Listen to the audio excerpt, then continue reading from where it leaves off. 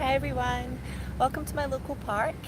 I'm just going to talk a little bit today about switching from that light of youth, which is that light of innocence, to becoming the light of the world and how that happens. Now, for those of you who don't know me, I'm Skaya Kamesis and I'm a teacher of A Course in Miracles and a student. And I'm also a Theta Healing teacher, and I've been doing healing work for almost 12 years now, showing my age there. So I wanted to talk to you about something really important, because when we're younger, we have the light of innocence inside us, and we still have this, ancient memory that almost comes from starlight, from the womb, from God itself. And at some point, normally when we hit our late 20s or 30s, that kind of deep existential crisis, sometimes even adolescence, starts to dissolve that innocence. And growth can be really spiritually hard. Laboring away at a new self, birthing a new self can be incredibly difficult, because it's not just about taking down the old, it's about building something amazing and new, and that's going to be of greater service to yourself and to humanity. And much like building a house, often that involves complications that you didn't see coming. The nature of our shadow and of our ego is that we don't see ourselves wholly. That's why we need other people. You wouldn't do your hair without a mirror in the morning. And the therapy and healing work, it's so important to have another person there, because we don't see ourselves clearly. We literally look away from the things that it would be either too scary for us, like it would destroy who we think that we are, or it would give someone else too much power over who we are. So we just look away from things we don't think we'd be able to handle, or we think are not us, and in doing so, we often avoid our greatest spiritual work. And that's what we're facing when we're talking about spiritual growth. We're facing about seeing all of ourselves and then stepping up to the next level. And one thing is always true, that the skills that you need to get to the next level are not the skills that took you to this one. So it's always a brand new set of skills every time you reinvent yourself, with the exception of courage, grace, and a lot of meditation. It's always a new set of skills, a new set of personality traits, a new set of virtues that you're mastering and evolving. And the good thing about that is that it never gets boring. But the truth is that by a certain point in life, we all get hurt. Very often we've been disappointed. We have dreams that die horrible deaths. We have relationships that die horrible deaths. Jobs and career aspirations that we had that fall apart. And we find it very hard to forgive other people, situations, God, for these things happening to us. And the challenge of age is not to skip life's disappointments, but to transcend them. I'm going to say that again. The challenge of our age is not to skip life's disappointments, it's to transcend them. We transcend them by learning the lessons that they taught us, however painful, and coming out the other side prepared to create, with the universe's help, a new and a better life. So I'm not saying that any of this is easy. These are very real, very honest conversations I'm having with you guys on here. This is not easy, but it is worth it. Your dark side, your ego, your pain, your fears, whatever you call it, the fear mind, the ego mind, it's got no intention of letting you become more spiritual, more strong as you become older. It's got no sense of age being able to be a joyful thing. And literally, if we don't look at our own blocks and our own fears, it stops us from manifesting things over and over again. It sabotages us over and over again. And people often ask me, how come I've manifested my deepest fear instead of my greatest joy? And the truth is that our greatest joys are born very often in darkness, the same way children are born in the womb, far away from the sunlight. They're conceived in the darkness, and stars and the sun is birthed in the dark. Our deepest fears often reveal our greatest gifts. So when our ego manifests fears, it literally is giving you the opportunity for a miracle, the opportunity to transcend your greatest darkness. And those opportunities come over and over again. And how we deal with them every time, how we grow in them every time, is what gives us that ability to practice. I think it's the ultimate proof of the mercy of the universe is, like a child learning how to walk. No matter how many times you fail, no matter many times you fall down, that lesson's going to come around again. You're going to have the opportunity to master what you failed at last time. You're going to have the opportunity to go to the next level again. And that really matters. So it's nothing to do with you being punished by the universe, or you being a bad kid and not learning your lessons. It's just that the universe gives you unlimited opportunities. So if you feel, looking back on your life so far, that you've wrestled with primal forces and not always won, be assured that you're pretty much like everybody else. It's a rare individual who reaches midlife without a lot of grief, and whether or not your tears are acknowledged, whether you've given them a chance to actually fall down your cheeks, there's no question that they're there.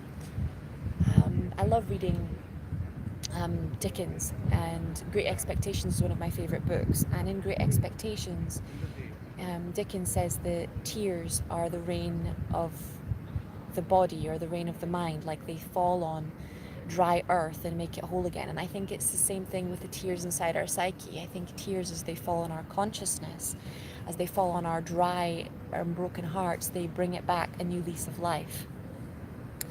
And it's important to let yourself experience your feelings so that you can really develop not just compassion for yourself and compassion for others, but a deep mercy and a deep understanding that you're not alone. You know, separation comes from a belief that you're the only one having a hard time, that your life is harder than everyone else.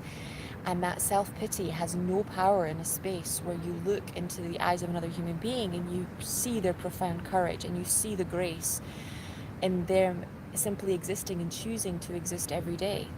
You know, when you look at other people and you think, God, they have it better than me, that creates a level of separation that's very dark and hard. Whereas when you look at other people and you see their courage and their grace, and how much most people on this planet have every single reason not to be here, not to want to live, and they're still going through the beautiful phases of life anyway. They're still taking care of other people and themselves anyway. They're still making the world a better place anyway.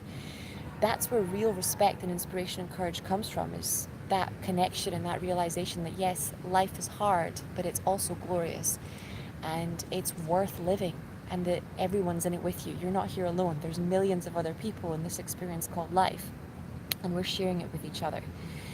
But in our generation, we're kind of arrogant we're arrogant in our modernity. You know, we thought we were not susceptible to the same pain that our parents were. We were, particularly through the self-help movement and the spiritual movement, part of how I think a lot of us got over grieving in our adolescence was by believing that we weren't going to have to go through what our parents went through, that we'd already learned the lessons that they were going to learn. And then we realized that we're just as susceptible to being pulled into the underworld of fear as everybody is. And that's actually part of the plan, as we were talking about earlier. You know, it's where we face who we really are, and how we transform who we really are is by facing our fears, not, you know, running away from them or hiding them or ignoring them. And it's the invisible birthing ground for our strengths and our talents that we're going to embody. You know, our problems transform themselves into our medicine when we learn to face how we created them to begin with. And this often very nasty tasting spiritual medicine, it's going to go down through you and save your life, you know, from divorce to illness to narcissism, to loneliness. These are the darknesses that birth a different light, not the light of youth, but the light of Prometheus, you know, the light of the world, the light that's here to heal the world. That's the light that's born in dark places. And really, having faced the fires of your initiation and survived this heat, you're like sand that's become a diamond, and you can serve others in a whole new way. And that pressure that the universe put on you with whatever trial it was that you faced, whether it was loneliness or narcissism or sexism or racism or, you know, homophobia, that's the thing that's going to save your life. And then being a living testimony to a life transformed, you carry in your cells and in your energy the knowledge, the downloads of that sacred fire which emerged, and you carry the... Sorry, I'm going to let them walk past. Crunching on the leaves. There you go. This light, like I said, the light of Prometheus, this light of the world, is different than the light of youth. It's quieter and more powerful and deeper. It's like still waters run deep. But you realize that you aren't here for you. You're here to be the gift that you were supposed to be for the planet. And it's the light that you could only have gotten by having faced some version of your personal hell. And now you're inoculated to the fires that rage within it and around you, and the fires that rage around others. And sometimes only fire can light fire. And when you go through this apathetic existential crisis of either adolescence or midlife or, later life, you need a fire lit within you. And people often, like, I've been married to my husband for 2 years, but I've known him for 8 years, and people often ask me, how are you still in love? And the truth is that I love him the way I love my life. It's not the same love. I'd say every season the love is reborn fresh and new. He's not the man that I met 8 years ago, and I'm not the woman he met. And if I loved him for who he was 8 years ago, then I wouldn't be his wife anymore, because he's not that person, and I would be very angry at him for not being that person. I have to learn to love and to see him as he is now. And it's the same thing with life. Every season life takes a rebirth, and if you are in love with your childhood, then you're going to be very angry at life for your adulthood not being like your childhood. Life has its seasons, and every one is a gift, but you have to be willing to allow a new fire to be born and to stop trying to make one fire last a lifetime. You're allowed a million fires. You're literally given a fire for every day of your life. Every day you wake up, there's a new fire ignited. And that's what I believe guides us through and lights that deeper fire that's of service to humanity, is realizing that, it's not the fire of your destruction that's being born, it's the fire of your victory. And that it's the fire of your adulthood, it's the fire of your middle years, it's the fire of the gift that you came here to give to this planet and in this life, and that you have to let it burn. It's a kind of a spiritual detox. You have to let it burn.